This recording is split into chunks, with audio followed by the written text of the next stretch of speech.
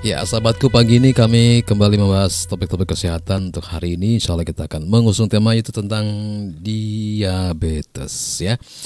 Ya, sahabatku, diabetes adalah penyakit kronis yang terjadi ketika kadar gula darah seseorang terlalu tinggi dalam jangka waktu yang lama.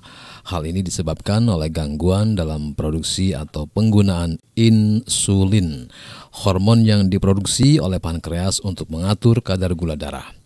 Diabetes dapat menyebabkan berbagai komplikasi serius jika tidak dikelola dengan baik, termasuk kerusakan pada organ tubuh seperti mata, ginjal, saraf, dan jantung.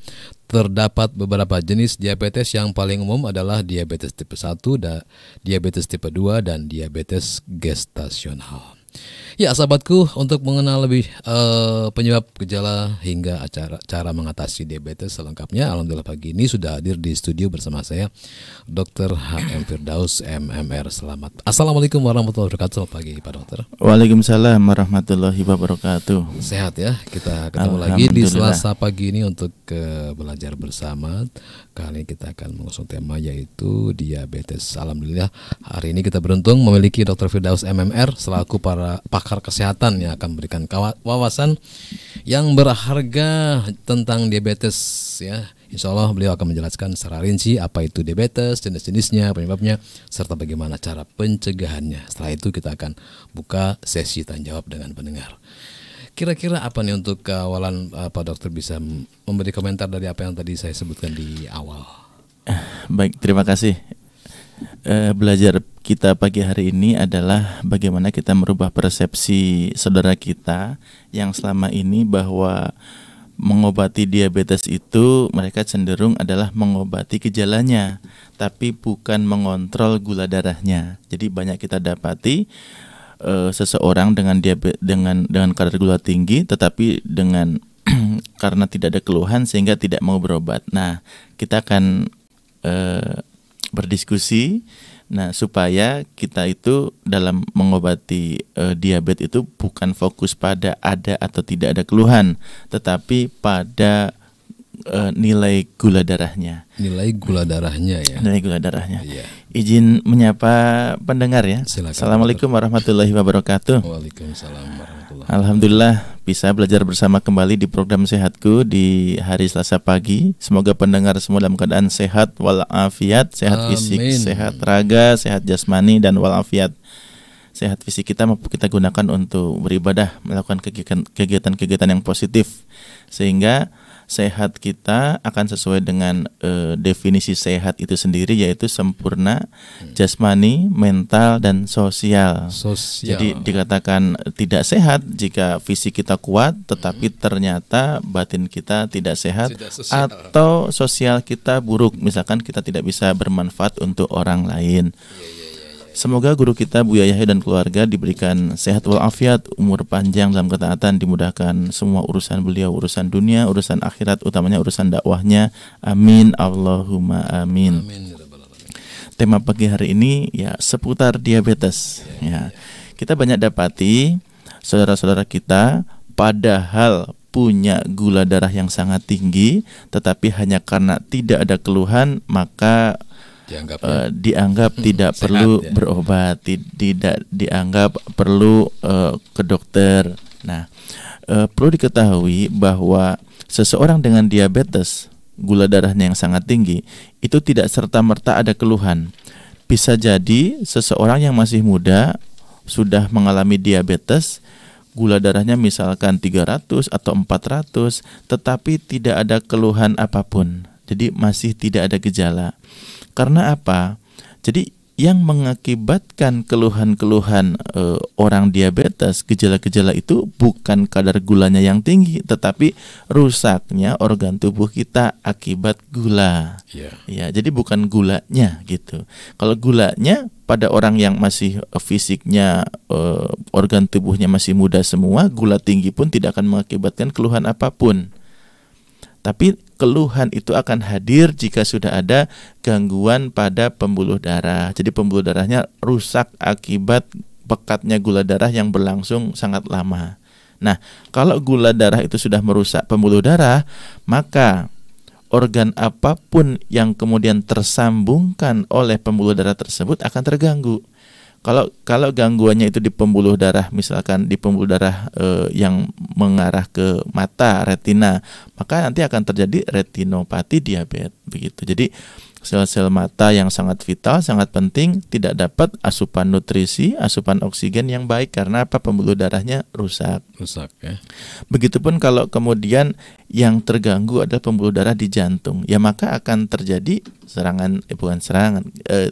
gangguan jantung. Gangguan jantung. Ya, gangguan jantung. Begitupun kalau di ginjal, begitupun kalau di organ-organ vital kita yang lain. Sehingga menjaga pembuluh darah ini tetap berfungsi optimal, itulah yang jadi tujuan bagaimana supaya kita itu tadi mau mengontrol gula darah kita. Nah, di sini pentingnya medical check up ya. Medical check up itu kan berangkat dari tidak adanya keluhan sebetulnya, namanya medical check up. Jadi seseorang yang merasa bugar, sehat, pingin tahu keadaan kekiniannya. Ya, kalau kalau medical check up sudah ada penyakit, itu namanya berobat. Beda ya. Kalau periksa lab misalkan, periksa lab tapi sudah ada keluhan, itu namanya berobat. Nah, itu pemeriksaan penunjang untuk mengobati keluhannya, sakitnya apa hari itu. Bukan medical check up lagi. Bukan medical check up lagi. Medical check up itu ya saat kita merasa bugar. Iya. Ya, nah itu penting sekali untuk mengetahui keadaan diri kita jauh-jauh hari, jauh-jauh bulan, jauh-jauh tahun sebelum ada organ tubuh kita yang rusak. Karena kalau kemudian kita menunggu ada yang rusak baru ke dokter, nah banyak sekali dokter itu konteksnya bukan nanti mengembalikan organ tubuh tersebut menjadi sedia kala. Iyalah. Tapi kebanyakan hanya mempertahankan hidup, mempertahankan fungsi yang masih ada. Nah, jadi kan sangat rugi sekali. Ya, karena organ tubuh kita tidak seperti spare part kendaraan. Kalau rusak tinggal beli lagi baru, sehingga nanti nampak baru lagi. Tapi kalau organ tubuh kita ya sudah, oleh Allah hanya dikasih satu seumur hidup, begitu. Tidak ada suku cadangnya. Jadi tugas kita ya merawat, maintenance, menjaga supaya jangan rusak. Titipan, ya. Karena sakit ya gini, sakit masyarakat kita masih menganggap bahwa semua sakit ya Allah nanti diobati gitu. Jadi kalau kemarin tetangga saya diabetes terus berobat, alhamdulillah sembuh begitu. Nah, sembuh diabetes di sini tidak seperti sembuh dari influenza. Iya. Kalau sakit influenza sembuh ya sembuh, tidak ada sisa. Justru malah menyisakan antibodi, kan begitu bagus. Tapi kalau diabetes, misalnya seseorang sudah neuropati, sudah kesemutan, sudah baal, sudah kebas, sudah pandangan sudah berkurang. Nah, maka itu sembuhnya bukan dalam arti sembuh kembali ke sedia kala sebelum sakit, tapi sembuh hanya terkontrol saja, terkontrol dan tidak memburuk. Itu saja. Tidak memburuk. Ya, dokter nanti akan mengobati simptomatis, artinya mengurangi gejala saja, membuat nyaman, kemudian mempertahankan supaya tidak terus menurun fungsinya. Seperti itu. Jadi hanya dalam konteks mempertahankan, tidak bisa membuat mudah kembali. Nah, itu yang sering kami sampaikan ke pasien-pasien yang punya sakit degeneratif, diabetes, osteoartritis, osteoporosis, kemudian hipertensi kronis, atau mungkin ada pasien-pasien yang sudah pernah stroke. Nah, kami katakan, jadi tujuan Anda ya bukan kemudian berpikir pingin muda lagi seperti dulu. Dok, saya kok nggak sekarang kok kalau naik tangga ngos-ngosan begitu. Ya sudah, betul, maksudnya tuh ya solusinya naik tangga pelan-pelan, jangan buru-buru. Nah, seperti itu. Bahkan ada dokter yang melarang Anda naik tangga begitu. Jadi tidak kemudian ekspektasi harapannya itu adalah kembali seperti keadaan 20 tahun yang lalu. Nggak bisa. Makanya kalau kami ke pasien ya, dok gimana cara kemudian biar sehat lagi, dok? Bisa disulap, ibu nenek jadi gadis lagi, disulap baru nanti keluhannya hilang semua begitu. Disulap pakai apa, Pak? Ya disulap kembali ke lorong waktu ya. Barangkali pakai Adi Photoshop. Jadi pengobatan degeneratif, artinya diabetes yang sudah ada kerusakan pembuluh darah, kemudian hipertensi yang sudah merusak ginjal dan lain-lain, itu nanti dokter hanya sebatas mempertahankan fungsi yang masih ada sehingga nanti pasien dapat beraktivitas ya seperti orang normal begitu, tetapi dengan banyak keterbatasan seperti itu. Baik, panjang untuk yang kita dengarkan dari Pak Dokter ini ya. Waktu kita juga masih panjang, untuk itu jangan kemana-mana. Untuk Anda yang mau telepon-telepon di acara ini, silakan Anda bisa gunakan di 085284700147, untuk SMS atau WhatsApp di 081321461079. Untuk Facebook Anda bisa ketik Radio Cirebon. Kami segera kembali.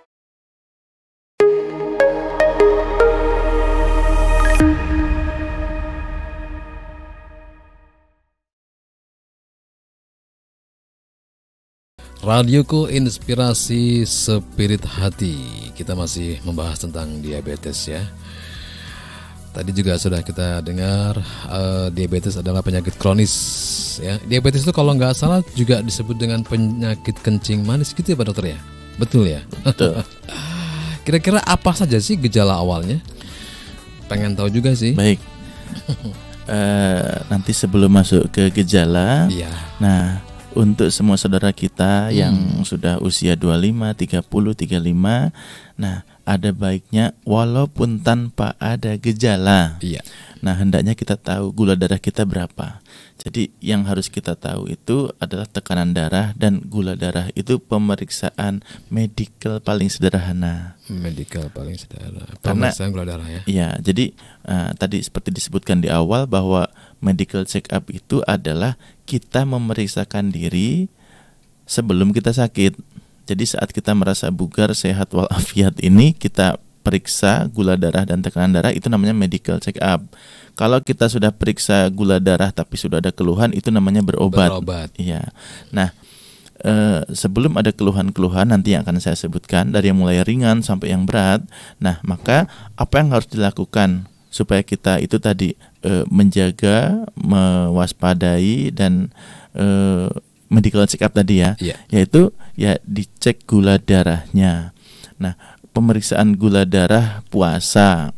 Nah, jadi gula darah puasa itu adalah pemeriksaan gula darah, tetapi terlebih dahulu kita puasa. Tidak makan 8 sampai 12 jam. Kalau minum air putih boleh, ya, boleh, tapi terbatas begitu.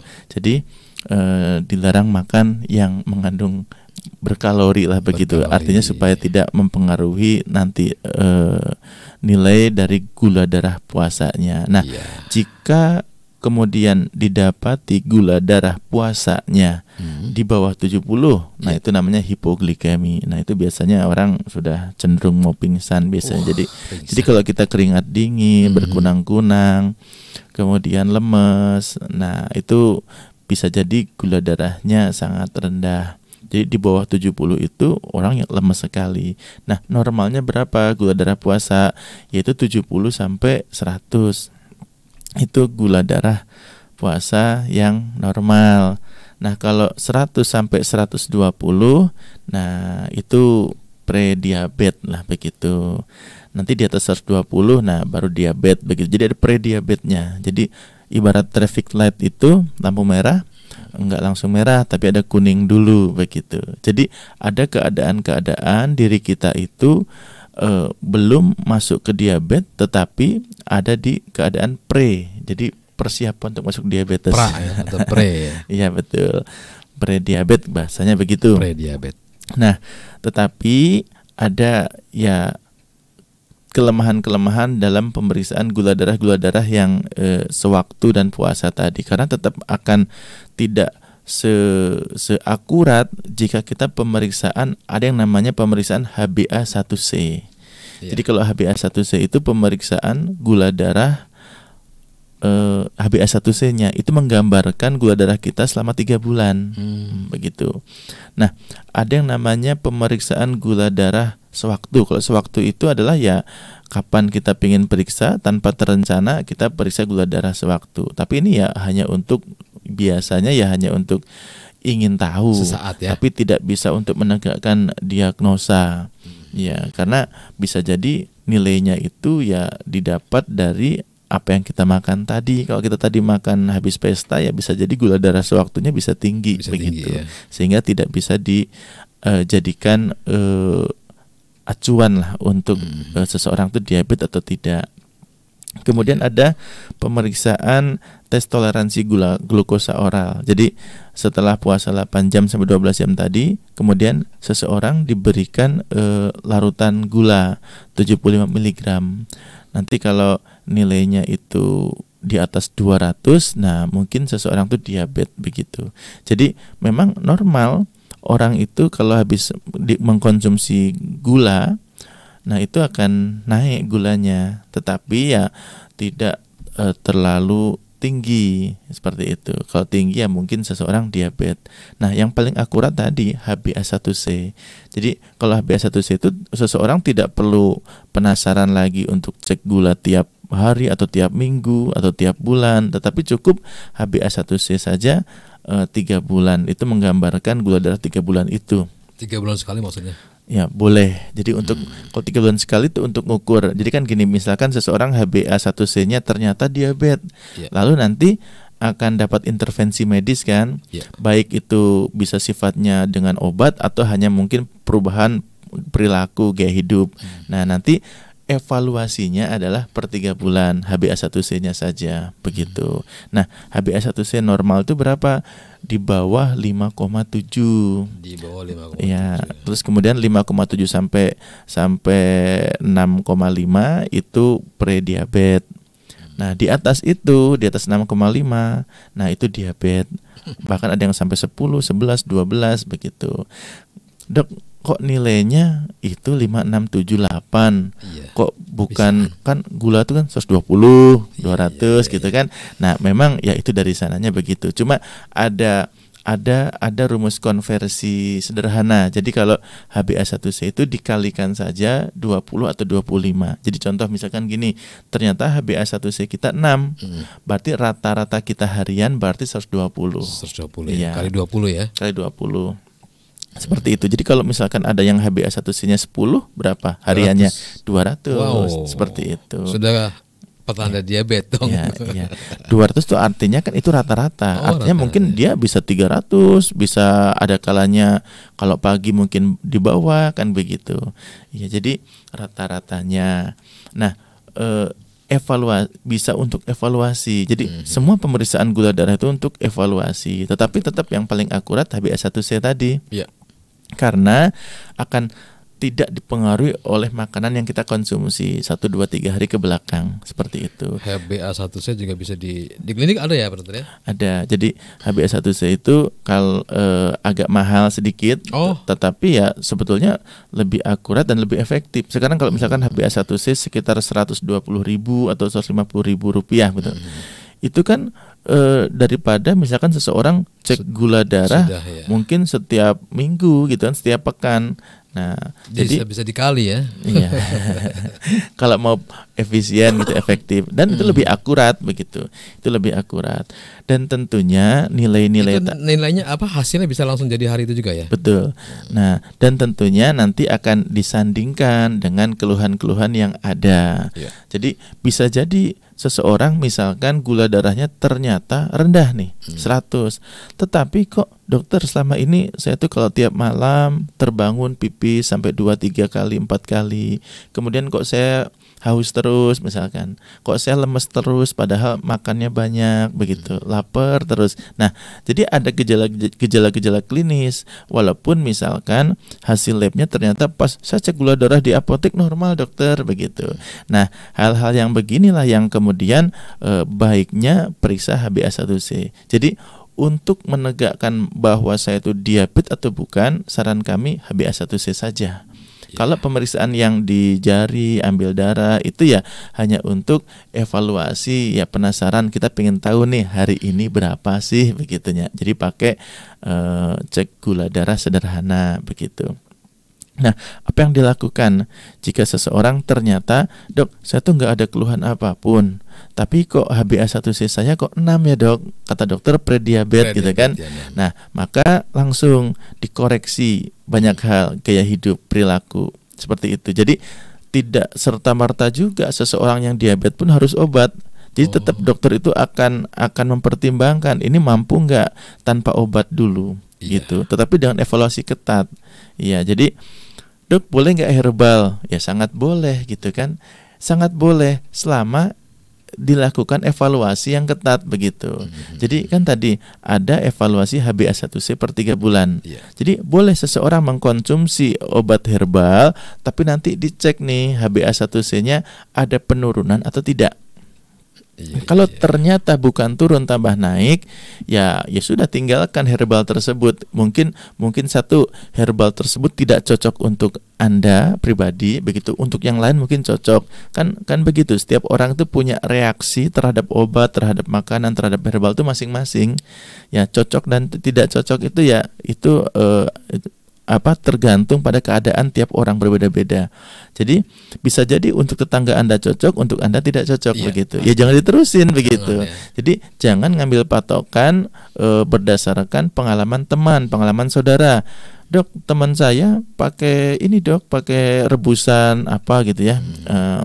Beras. Rebusan beras misalkan, ya bagus dok hasilnya, ya silakan Anda coba saja, tetapi belum tentu sama begitu. Nah, untuk mengetahui efektif atau tidaknya, cek HbA1c tadi begitu. Nah, kalau misalkan dengan herbal ini, herbal itu, dengan perilaku hidup sehat kok tetap nggak bergeming, tinggi terus HbA1c-nya misalkan 8, ya mau nggak mau dokter harus mengintervensi medis dengan obat begitu. Jadi obat ya sebetulnya setelah orang itu berusaha tanpa obat dulu begitu. Tetapi tetap dipantau dokter, bukan lepas begitu. Itu herbal yang dimaksud beli tanpa resep dokter ya, atau di luar kan itu ya? Kami mendapati bahwa banyak sekali masyarakat itu punya keyakinan masing-masing. Gitu. Iya. Dan karena herbal kan memang ini ya, ada herbal itu yang sudah melalui studi gitu kan. Tetapi untuk diabetes ini ya saya kira belum ada yang studi yang bermakna sekali ya. Artinya dokter selama ini masih mempersilahkan pasien untuk mengkonsumsi herbal yang diyakininya selama masih terpantau dan terevaluasi dengan baik. Jangan lepas begitu. Yang repot kan begini, pasien memilih herbal tetapi kemudian sudah nggak ketemu dokter lagi dan nggak dipantau, nggak dievaluasi. Merasa sehat ya. Merasa sehat. Tapi kan dok nggak ada keluhan apapun. Itu tadi yang di mukodima awal tadi. Jadi kita itu mengkonsumsi entah herbal entah obat itu bukan untuk menghilangkan gejala, tapi untuk mengontrol kadar gula darah begitu. Karena kadar gula darah tinggi belum tentu ada gejala. Bisa saja seseorang tuh merasa sehat dan bisa merasa mungkin bisa olahraga, bisa aktivitas produktif, kerja oke begitu. Padahal gula darahnya sudah tinggi tuh. Sudah tinggi. Iya. Karena untuk keluhan yang paling sederhana, nah, itu harus ada yang rusak dulu. Dan untuk rusaknya pembuluh darah saja perlu waktu mungkin puluhan tahun begitu. Seperti itu. Nah, baru nanti gejala tadi diceritakan, tadi ditanyakan oleh Bang Yos, apa saja gejalanya? Yang paling ringan adalah kesemutan. Kesemutan ya. Jadi tanda sering bahwa kesemutan maksudnya. Ya, sering kesemutan. Saya sering kalau duduknya kejepit gitu. Kan sebetulnya kesemutan itu konsepnya adalah bahwa sel saraf itu tidak dapat suplai oksigen yang optimal kan begitu. Nah, penyebabnya banyak, bisa Bang Yos karena duduk bersila lama, duduk jongkok lama, duduk lama, itu kan bisa kesemutan. Iya. Atau seseorang misalkan pokoknya intinya habis duduk, katakanlah duduk seperti apa di antara dua sujud tuh. Nah, itu kalau misalkan 15 menit udah kesemutan itu. Iya. Ya, karena itu normal ya? Normal, karena kan jadi kesemutan itu ada sel-sel saraf yang tidak tersuplai oksigen dengan optimal. Nah, kok tidak tersuplai, Dok? Ada pembuluh darah kita yang kejepit diduduki oleh badan kita sendiri begitu. Sehingga kalau kita sedang sila gitu, baiknya kan ada perubahan posisi, ada tadinya kaki kiri yang di bawah yang diduduki, kemudian ganti kaki kanan, kan begitu. Terus pindah juga sebutnya tuh ke Iya, ya nggak apa-apa. Nanti pindah lagi ke kaki kanan. Dan ada baiknya juga kalau yang agak gemuk, nah itu agak lebih sering peregangan. Itu untuk melepaskan pembuluh darah yang mungkin tertindih oleh badan kita sendiri, begitu. Ya, jadi intinya kesemutan itu adalah sel saraf tidak dapat oksigen. Nah, pada diabetes bukan kejepit oleh badan kita si pembuluh darahnya itu, tetapi pembuluh darahnya itu rusak sehingga tidak mampu mengalirkan atau tidak bisa mensuplai oksigen dengan baik sehingga kesemutan. Jadi nanti itu sangat bahaya karena apa? Setiap sel di tubuh kita perlu oksigen, perlu nutrisi untuk berlangsungnya, untuk kerja dia gitu kan. Jadi nanti kalau oksigennya kurang, maka apa yang terjadi? Akan organ tubuh tersebut akan berkurang fungsinya. Iya, kalau senggol sakit Pak Dokter. Jadi kalau lagi semutan itu marah kalau disenggol. Anak saya jauh, deket-deket. Kenapa Abi? Ini jangan nyenggol. Lucu. Kenapa Abi? Enggak apa-apa. Kalau saya ada di dekat di samping situ, mau saya sengaja mau tak senggol-senggol. Itu tapi nggak langsung sehat tambah gitu ya. Jadi gejala awal dan teringan adalah kesemutan begitu. Ini ada penanya via WhatsApp, tapi beliau ini karena maaf ya ini tunanetra jadi dia memakai voice note ya. Kita coba dengar ini apa yang dia tanyakan. Apakah kita bisa dengar via ini? Coba. Sepertinya harus di download dulu ya. Oke, sebentar ini untuk Ibu Lima di Cirebon Timur sebentar ya. Ini mungkin akan saya unduh dulu karena kalau dari WhatsApp langsung nggak bisa diputar ya. Jadi saya harus save dulu di downloadnya, nanti baru kita putarkan seperti apa pertanyaannya. Silakan yang lain yang mau tanya-tanya, Anda bisa gunakan di 085284700147 ya. Untuk WhatsApp Anda juga bisa tanya-tanya di 081321461079. Saya lagi mendownload dulu ini vokal dari Ibu Lima di mana tadi? Iya. Saya coba angkat di sini, bisa kedengar nggak sekarang kira-kira? Ya. Oh ya, Waalaikumsalam.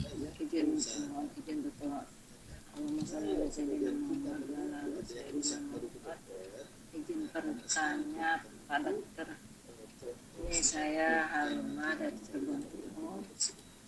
Saya pernah dicek kadar gula di apotek gitu ya, di screening di desa.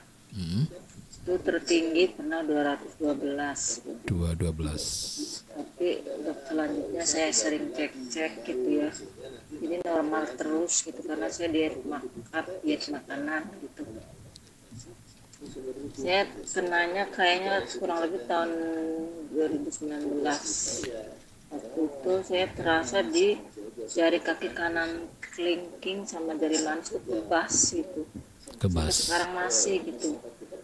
Nah terus sekarang bulan yang lain, kalau saya berdiri agak lama dalam sholat baca surat panjang, ini jari tengah, kadang juga jari telunjuk kaki kanan tersebut suka seperti kayak dikaretin gitu. Oh iya. Terusnya kurang nyaman sampai ke pinggul gitu atau ke pangkal paha. Terus kadang juga sampai ke kaki kanan gitu. Sekarang jari kaki kanan kiri juga yang telunjuk sama jari manis juga suka gak enak. Nah itu apa dari syarafnya atau dari apanya ya gitu, terus harus berobat kemana gitu Pak Dokter? Makasih. Assalamualaikum warahmatullahi wabarakatuh. Waalaikumsalam warahmatullahi wabarakatuh. ada kelemahan dalam konseling seperti ini ya. Jadi memang baiknya dokter itu ketemu. Jadi lahir batin ketemu ya, tatap muka. Jadi bisa bertanya, bisa anamnesa, bisa tahu riwayat, bisa melihat fisik dan lain-lain. Nah, tapi kami mencoba menjawab dengan apa yang mungkin kami pahami ya secara umum, secara umumnya. Jadi yang pertama hanya kami dapat adalah data bahwa ibu pernah dicek di puskesmas adalah bukan 212, 212 ya. 212. Iya, jangan 212, 212. Ya. Nah, kalau angka hanya itu, kita tidak bisa menegakkan bahwa ibu itu diabetes atau bukan. Terus ibu tadi bilang saya kena gitu, kena diabetes gitu. Nah, kita ingin tahu berapa kenanya itu, kena berdasarkan apa.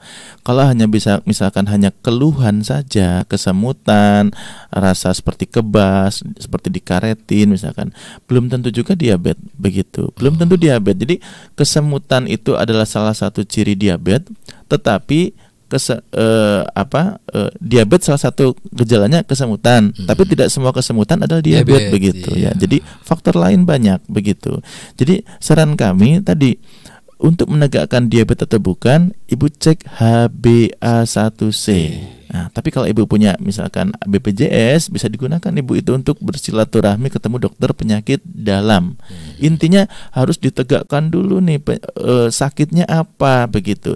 Jadi kita nggak bisa menduga-duga pengobatannya apa, harus bagaimana kalau sakitnya belum ditegakkan diagnosanya begitu. Jadi saran kami ketemu dokter penyakit dalam, atau mungkin barangkali kalau mau ibu ya ke dokter yang ada labnya dan nanti periksa HbA1c di situ. Jadi HbA1c itu untuk menegakkan secara akurat bahwa seseorang diabetes atau bukan begitu. Kemudian saran kami kan tadi pertanyaannya harus gimana?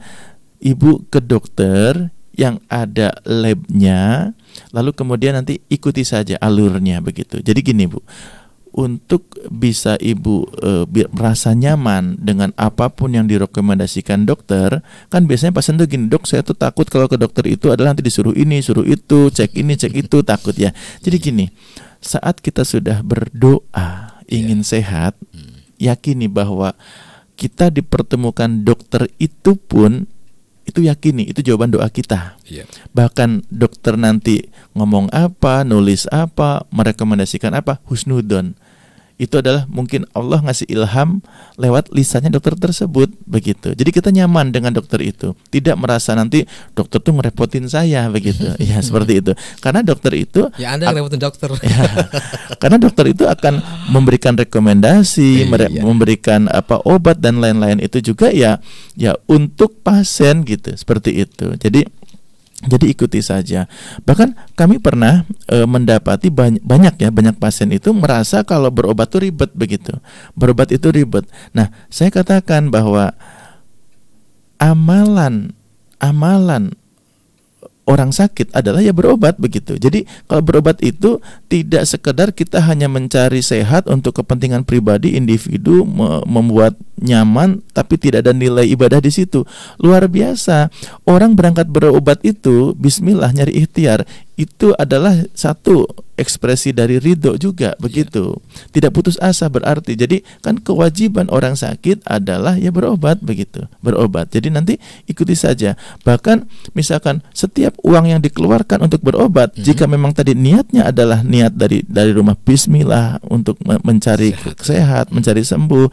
Kalau sembuh diniatkan supaya ibadah lancar begitu, maka setiap uang dikeluarkan pun sedekah begitu. Seperti itu. Jadi saran kami, ibu bisa ke tempat layanan kesehatan yang ada labnya. Kalau mungkin ibu di sekitaran Sumber, Cirebon, bisa ke klinik kami di klinik Eliasa Medika ya. Jadi setiap hari kerja. Begitu. Semoga jawabannya membantu. Amin. Ya untuk Ibu Limah yang ada di Cirebon Timur ya. Beliau bisanya pakai voice note, nggak bisa ngetik apa-apa. Ada yang lain silakan, masih kami tunggu di acara ini dan perbincangan kita masih panjang. Untuk itu kita break dulu sebentar, kita kembali dengarkan beberapa pesan-pesan berikut ini dan setelah itu kami akan segera kembali bersama Anda dengan topik yang sama tentang diabetes. Jangan kemana-mana, kami segera kembali.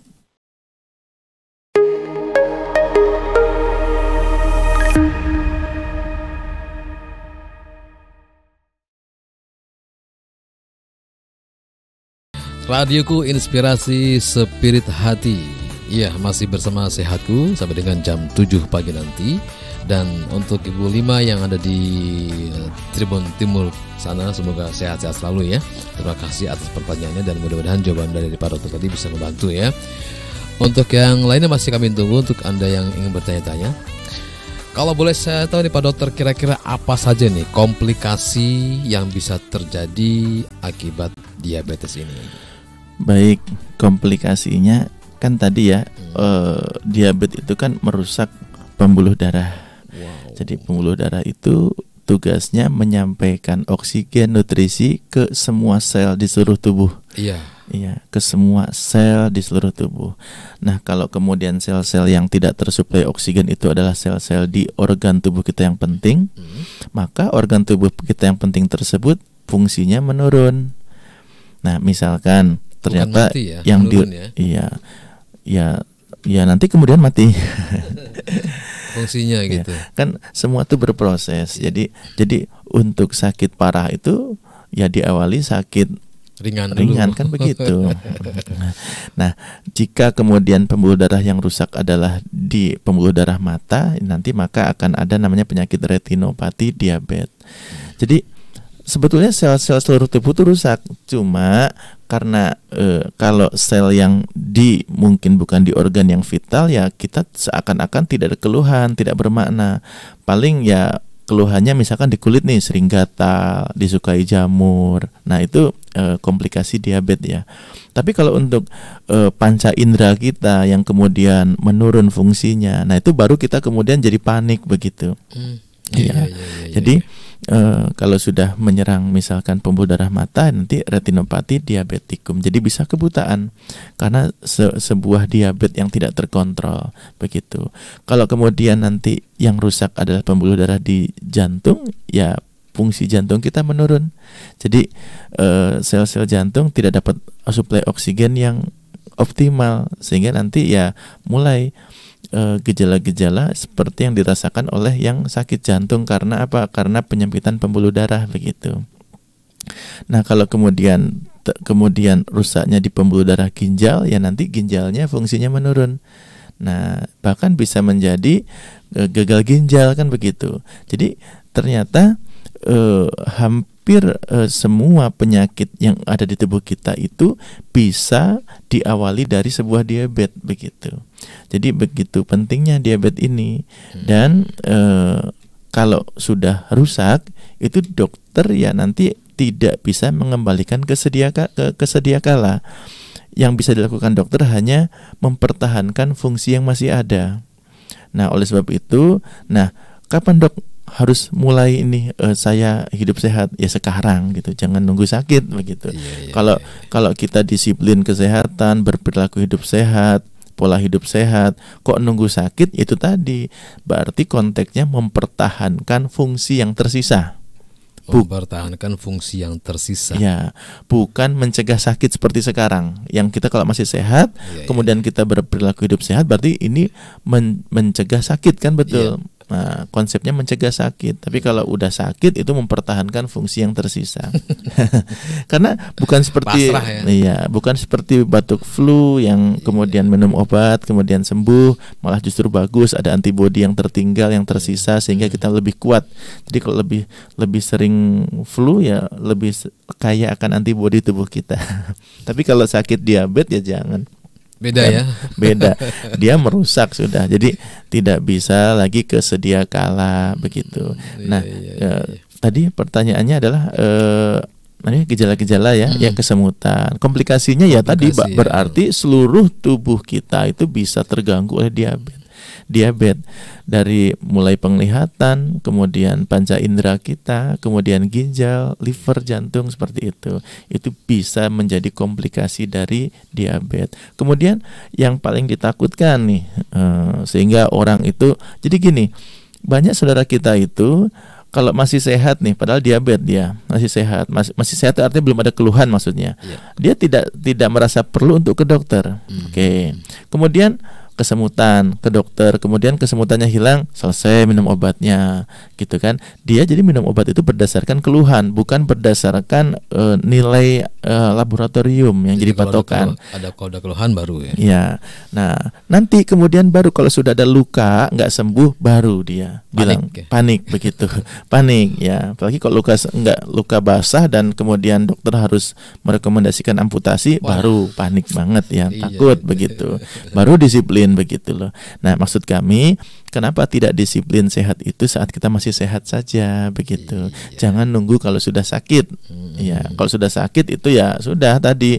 Ya mending kalau misalkan hanya penurunan fungsi lah. Kalau misalkan kehilangan organ kan lebih repot lagi begitu. Bisa cacat ya. Betul. Jadi kenapa dok kok luka kok susah sembuh pada orang diabetes?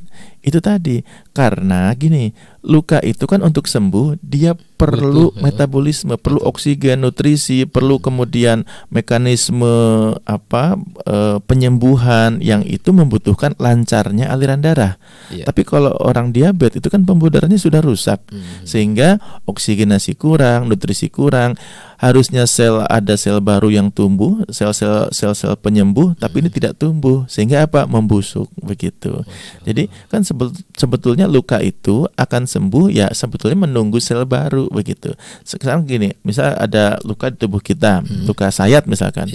Kan sebetulnya sembuhnya itu kan nunggu sel-sel baru tumbuh menyatu gitu ya, seperti itu. Tapi pada orang diabetes itu tidak terjadi karena sel-sel bagaimana mau tumbuh, oksigen saja tidak mengalir ke situ begitu. Jadi pembuluh darahnya rusak. Itu sebenarnya bisa nggak sih disembuhin? Apanya? Disembuhkan? Yang diabetes itu? Diabetes, kalau teorinya bisa semua sakit, tapi konsep sembuhnya itu seperti apa kan begitu.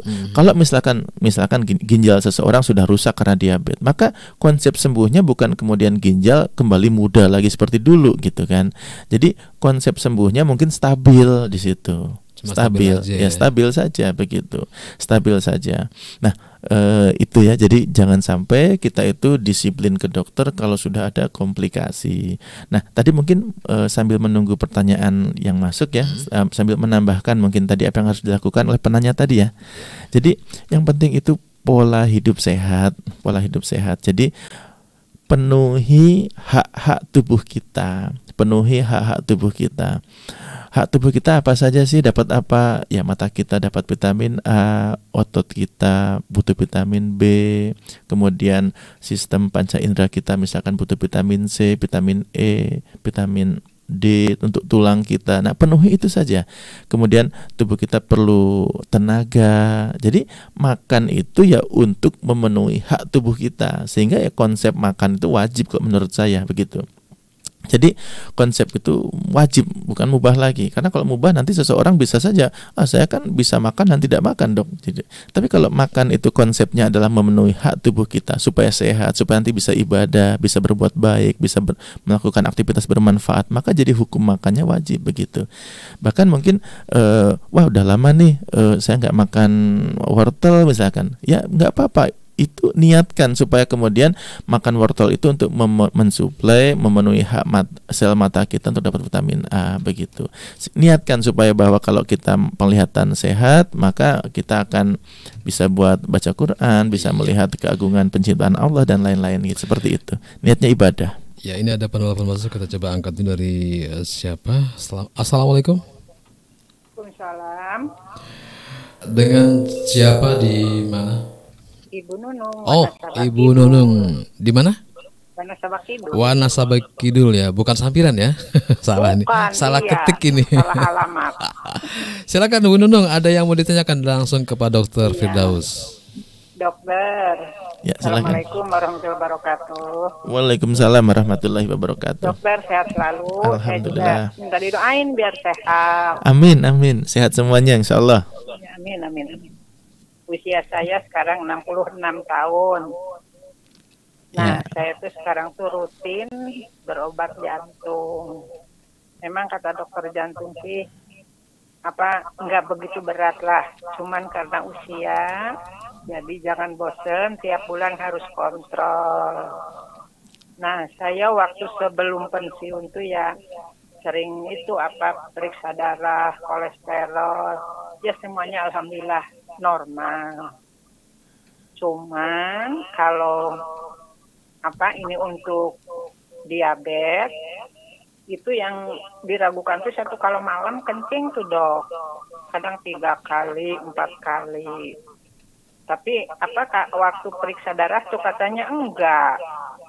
Apa itu dari faktor usia atau karena sekarang cuaca dingin gitu dok? Minta jawabannya. Terima kasih. Assalamualaikum warahmatullahi wabarakatuh. Waalaikumsalam warahmatullahi wabarakatuh. Ibu Nunung di Baik. Ya. Jadi cek gula darah yang sederhana itu yang ngambil darah dari ujung jari kita itu tidak bisa untuk menegakkan diagnosa.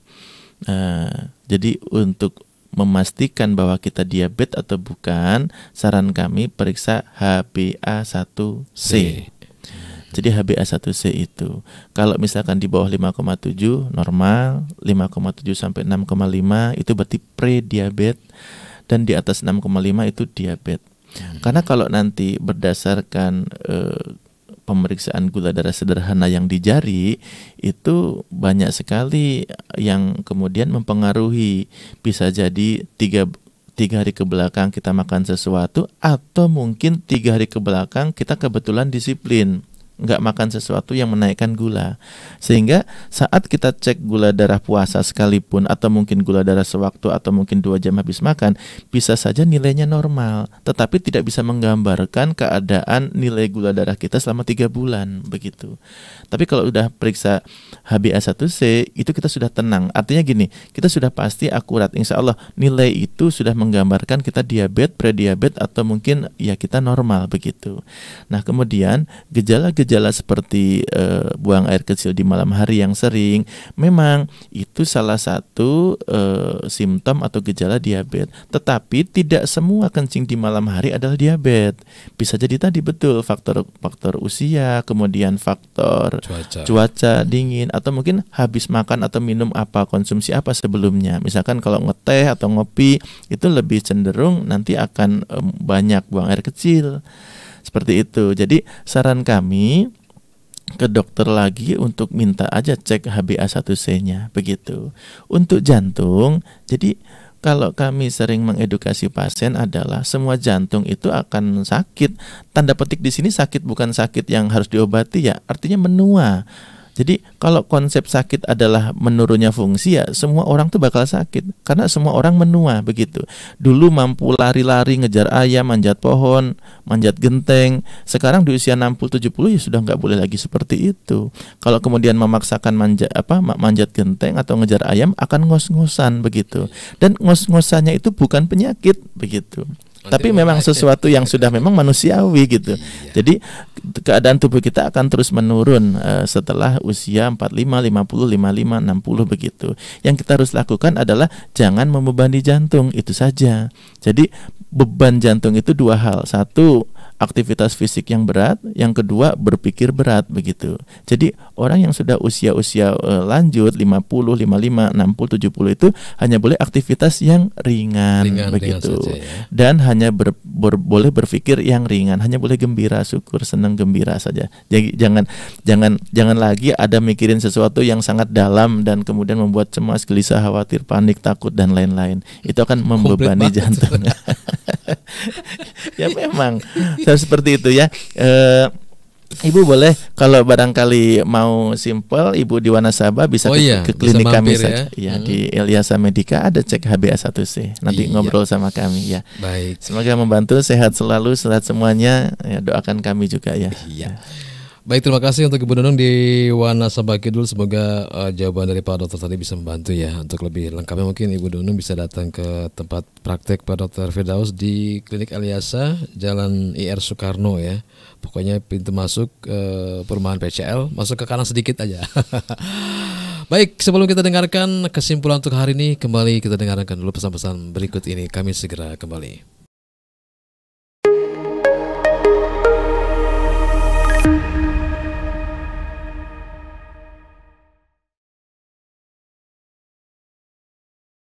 Baik, Pak Dokter dan juga sahabat dimanapun Anda berada, nggak terasa kita sudah berada di penghujung acara. Untuk itu kami persilakan kepada Dr. Firdaus untuk memberikan kesimpulan dari apa yang kita bicarakan pagi ini, yaitu tentang diabetes.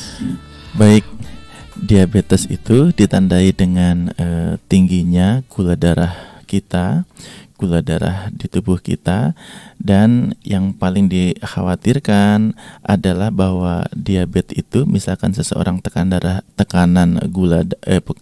misalkan seseorang gula darahnya tinggi, tidak serta-merta ada keluhan, tetapi untuk keluhan yang paling sederhana itu harus nunggu ada pembuluh darah yang rusak, dan itu berlangsung mungkin 10-15 tahun yang akan datang. Sehingga pentingnya medical check up. Jadi kita medical check up itu memeriksakan diri kita saat kita masih merasa sehat. Kalau kita medical check up kok sudah sakit, namanya itu berobat. Jadi medical check up itu mengetahui keadaan diri kita sedini mungkin, sehingga kita bisa tahu keadaan diri kita supaya bisa antisipasi, bisa merubah pola hidup, perilaku hidup sehat, sehingga kita tidak perlu ada kemudian kerusakan di tubuh kita atau komplikasi-komplikasi yang terjadi.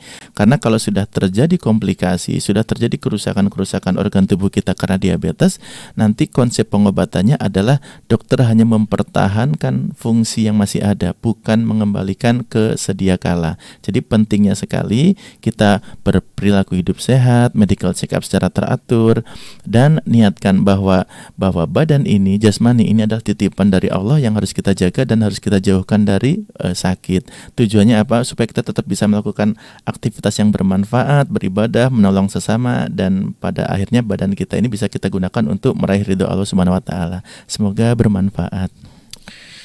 Baik, terima kasih untuk Pak Dr. Firdaus dengan ilmu yang disampaikan tadi. Semoga kita semua bisa memahami dengan baik dan benar, ya. Dan tak lupa kami ucapkan terima kasih kepada seluruh jaringan Radiko Network yang sudah menilai acara Sehatku ini. Buat Ibu Nunung, terima kasih untuk pertanyaannya, ya. Kemudian juga untuk Ibu Lima di Cirebon Timur juga terima kasih atas pertanyaan. Semoga sehat-sehat selalu semuanya. Dan barangkali ada yang ingin tahu alamat praktek Pak Dokter, bisa disampaikan di mana untuk ketemu Pak Dokter? Saya berpraktek di Klinik Elyasa Medika di Jalan Insinyur Sakorno nomor 7 di samping 7. TK Akmala Sabila Talun ya. Baik, sekali lagi terima kasih atas kebersamaan untuk semuanya, dan mohon maaf ada kesalahan, segala kekurangan, dan juga kesan-kesan yang kurang berkenan, ya. Dan kami akhiri untuk pertemuan kita pagi ini dengan doa kafaratul majelis. Subhanakallahumma wa bihamdika asyhadu an la ilaha illa anta astaghfiruka wa atubu ilaik. Saya Yosa. Saya Dr. Firdaus. Wassalamualaikum warahmatullahi wabarakatuh.